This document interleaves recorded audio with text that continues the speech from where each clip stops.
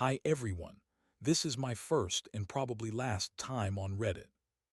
I'm writing from a temporary account. Don't ask for my last name, I won't say. But I'm sure almost every one of you has seen these people at least once on magazine covers or on TV. In short, they're the ones who smile at economic forums, shake hands with politicians, sponsor football clubs, build skyscrapers, and at the same time buy islands for personal use. I've been working for them for over 10 years. Not a day, not a month, not a single project, but a whole life spent inside someone else's world. When I say working, it's hard to describe. I didn't have a specific job title. Sometimes I was a driver, sometimes an assistant, sometimes just the person who solves small problems. In short, I was someone they could trust but would never let into their circle. If you think this is a dream job, don't be fooled. Yes, the pay is good. Yes, I've seen houses that movies are filmed about.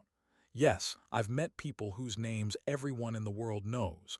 But I've also seen things you're better off not seeing. How did you get in with them? It happened almost by accident. I used to work at a luxury hotel in Europe. A regular receptionist greeting guests, solving their problems, booking cars and tables. Then one day a family came, or rather one of the heirs with his team, a person with a strong character but charisma. He noticed that I didn't ask questions and always did what I was told. A week later he said, "You know how to stay silent and act fast. I need you." 2 weeks later I was at their country house signing non-disclosure papers. Believe me, it wasn't a single page. Dozens of sheets full of legal terms covering everything, from forbidding a personal diary to forbidding telling friends about your work. Break it and you disappear. And that's not a figure of speech. How much did they pay you? At first I thought they just bought me. The first sum was $7,000 a month. A lot, especially after the hotel where I earned at most $2,000. But those 7,000 weren't pay for working from morning till night. It was the price for the fact that your life was no longer your own. Later they paid more. At the best times I earned about 15,000 a month. Sounds great, right? But when you're constantly on call, when they can call you at 3 a.m. and say, "Flight in 1 hour, pack your things," it doesn't seem like a lot anymore. Also, when you see them spend in one evening more than you earn in a year, you realize you're just a small cog. They can buy a watch collection for 800,000 and throw it in a closet without even unpacking. They can gift a yacht to a 10-year-old. Yes, a yacht. Against that, your 15,000 feels like pocket change. Did you have to do humiliating things? Yes, and it was part of the system. Sometimes I was sent to buy ice cream at 3 in the morning. Sometimes to drive a dog across the city because the air is better there. One time, I stood half a day by the pool with a phone so the kids wouldn't lose Wi-Fi for cartoons. You can't refuse, you can't even be surprised. If you show surprise, you don't fit. If you argue, you're redundant. Was there anything good? Of course. I traveled to dozens of countries I'd never go to on my own, flew on private jets, saw villas that were like museums, sat at the same table with people ordinary people only see in the news. But here's the thing, it's all not yours. You're like a shadow. You're nearby but not part of that world. You can hold a 200-year-old glass of wine but you can't drink from it. You can be in a room where global stars perform, but you're only there to hand someone a jacket. Tell us about their homes. Are they really like in the movies? Even movies don't show everything. They don't just have a home, they have multiple residences. In every city they visit more than once a year, there's a mansion. And these aren't apartments, they're palaces. The first house I visited was outside Europe. From the outside it looked simple. High walls, gates, a regular facade. But inside it was another reality. Marble floors, high ceilings, stairs like in a museum. A library bigger than my university, and a pool you could row a boat in. Each house had its own theme. One was antique style, another modern with smart systems, but everywhere was the same, underground floors, where staff weren't allowed. Officially, technical rooms, safes, wine cellars. But I glimpsed it a few times, these were not just storage rooms. What kind of strange rules did they have? They had many incomprehensible quirks. For example, in one house every morning all mirrors were covered with cloth for 15 minutes. No matter who was there at 7:45, all mirrors must be covered. After 15 minutes, uncover. No explanation. In another house, the fridge always had to contain exactly 17 jars of rare yogurt. Not 16, not 18, exactly 17. Eat one, immediately replaced. I once bought 12 by mistake and got scolded instead of thanks. You created a problem for us. There was also a rule about the pool. In one house, swimming before sunset was forbidden. No one explained why. Even the children followed the rule. Are they even like normal people? Sometimes, yes. They can joke, smile, be generous. One Christmas, they gathered all staff and gave each a bonus envelope. I got an amount equal to 3 months' salary. Everyone was happy.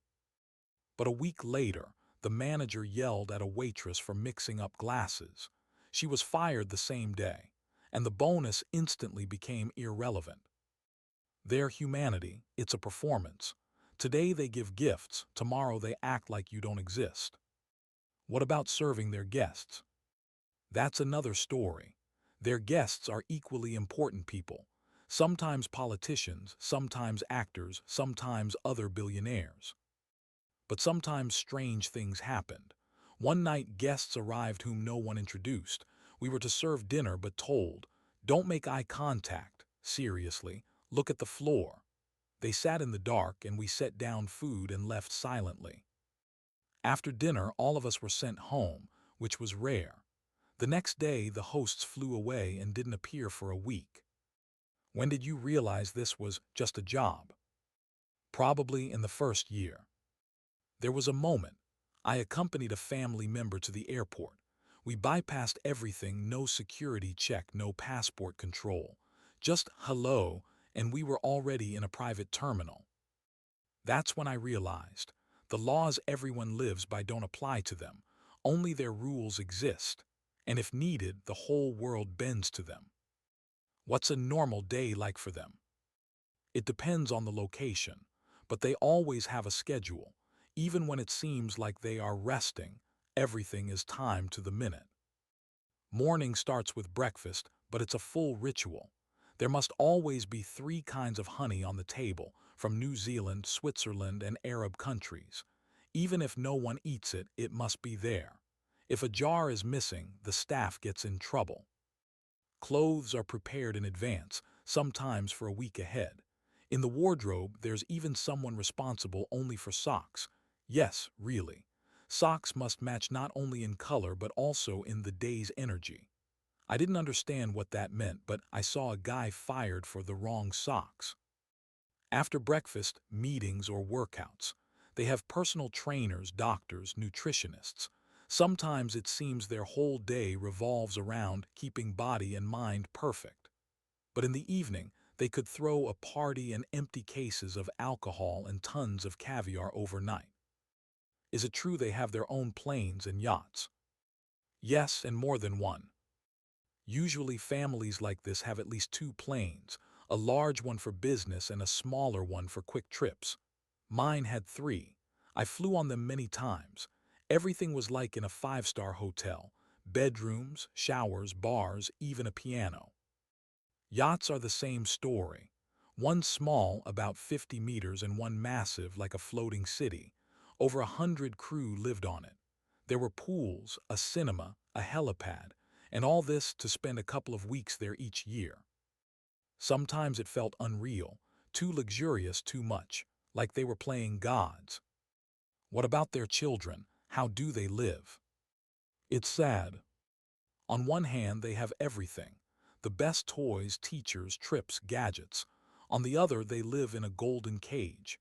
Every step is monitored, everyone has bodyguards and nannies. I remember one boy asking to ride a bike on the street. That triggered a whole meeting. Eventually, he was allowed, but only in a closed area with 3 bodyguards. You could see on his face he was happy but scared, as if he tried freedom for the first time and realized he didn't have it. What's their strangest habit? They have many oddities. One family member wouldn't eat food prepared less than 3 hours ago. Doesn't matter what it was, even a sandwich. The chef had to start in advance. Why? It tastes better. They also didn't have normal clocks, only unique collectible models, sometimes one of a kind. And none of the clocks showed exact time, always slightly off.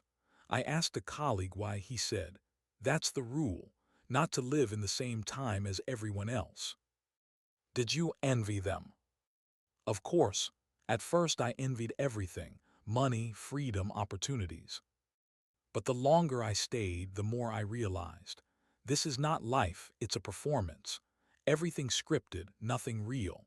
You can live in a palace but cannot even open a window because someone else is responsible for it. They themselves are trapped by their wealth. The cage is golden but still a cage. You mentioned strange tasks. What was the most memorable? The first thing that comes to mind is the suitcase. I was told to take it to the airport. It was big and very heavy. I've carried many things, but this one, something felt off. I was strictly told, "Do not open it, do not ask." I obeyed, but on the way I heard a sound from the suitcase. Quiet, dull, like a knock. I wanted to stop but remembered the warning. A few days later, the news reported a powerful businessman went missing. Last seen in the same city we were in. Coincidence? Maybe. But for the first time, I felt I wasn't just an assistant. I was part of something dark. You mentioned forbidden rooms. What were they? Every house had doors only for insiders. Staff were forbidden. They usually looked like offices, but once I accidentally entered one. It was a windowless room lined with soft white fabric like a hospital. In the center, a metal chair with straps. In the corner, a camera. I froze. A second later, a guard entered and said, "You're in the wrong place." I wasn't fired. No one said anything. But for 3 days I waited, expecting someone to come for me. Do they hide all this? Of course, and they do it perfectly. To everyone else, model citizens. Charity, aid, green projects. They know how to craft the right image. Behind closed doors, a different world. There the rules are their own. Anything is possible. You see the news. Billionaire donates to a hospital. But I know that a week earlier, he ordered someone to be taken nowhere. Did you feel watched? Yes, constantly. Houses are full of cameras, even where there seemed to be none. Sometimes I found small hiding spots to rest, but then I'd notice a lens and realize I wasn't alone. I also discovered messages disappearing from my phone. Couldn't prove it, but I was sure they read our chats too. Why didn't you leave? I thought about it, but leaving them is nearly impossible. You sign papers that act like a death sentence if broken. Also, I've seen people disappear. Those who wanted to leave, who asked too many questions. Officially, they changed jobs, but we staff understood. Some left forever. What was the scariest moment? One night at a villa, guests arrived, unknown faces. We were told to serve dinner looking at the floor. Don't talk. They sat in semi-darkness, speaking an unknown language. We brought food and left. An hour later, we were released, unusual. The next morning, the hosts flew away. That evening, the news reported a city fire. Officially, an electrical fault. But I recognized one of the cars we'd seen the night before. You mentioned their guests, who usually came. There was a variety. Politicians, actors, business people, that was normal. But sometimes there were those about whom nothing could be known. No names, no positions. Even the drivers weren't told who they were transporting. Simply, guests arriving today, don't look, don't ask. Once about 20 people gathered at a villa. All staff were sent to another wing. We could only hear voices behind the doors. They spoke different languages, but it was clear they understood each other without words. A few hours later, we were allowed back. In the hall stood a long table, glasses half full, food mostly untouched. In the center lay a large black envelope. The host took it and left. No explanation. Later, the media reported a major deal, and I realized decisions are made like this in silence while everything else is just a show for the public. You mentioned rituals, real or made up. At first, I thought they were rumors. But one night we were gathered and told, guests tonight, work until midnight, then leave. For the first time, we were ordered to leave. Before leaving, I saw them removing paintings and covering windows in the hall. A long table was set in the center, with strange objects on it. I saw silver bowls, candles, some books in an unknown language. In the morning, we were let back in. The table was clean, but the floor was wet as if it had just been washed. And there was a strange smell. Not food, not wine, something metallic, heavy.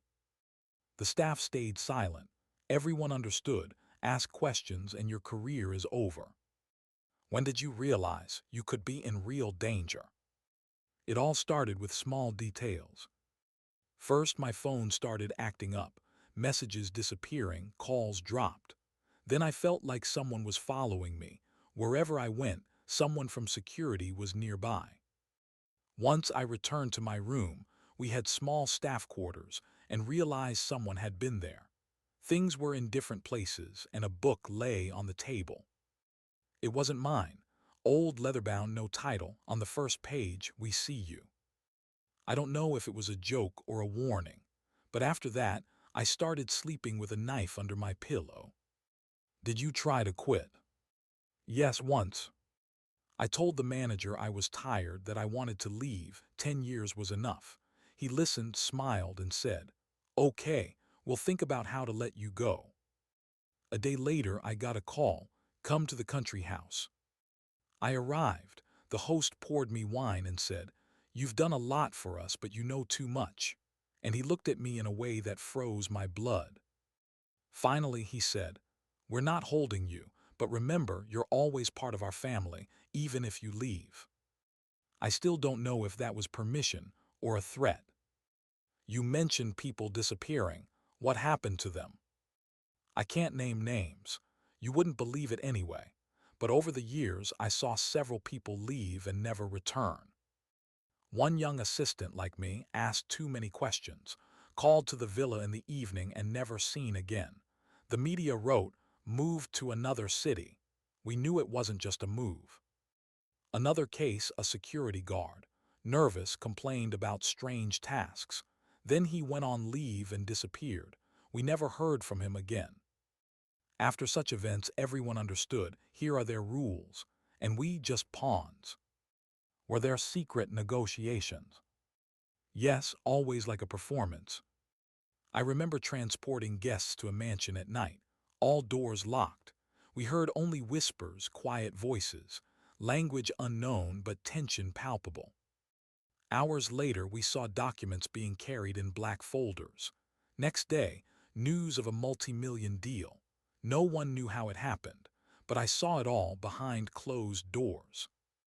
That's when I realized, the world shown on TV, it's a facade. Real decisions happen in silence. When did you first fear for your life? In the basement of a mansion. I was told to move boxes of papers. Suddenly, I heard a strange sound, quiet, metallic. I turned and saw a person in the shadows who shouldn't have been there.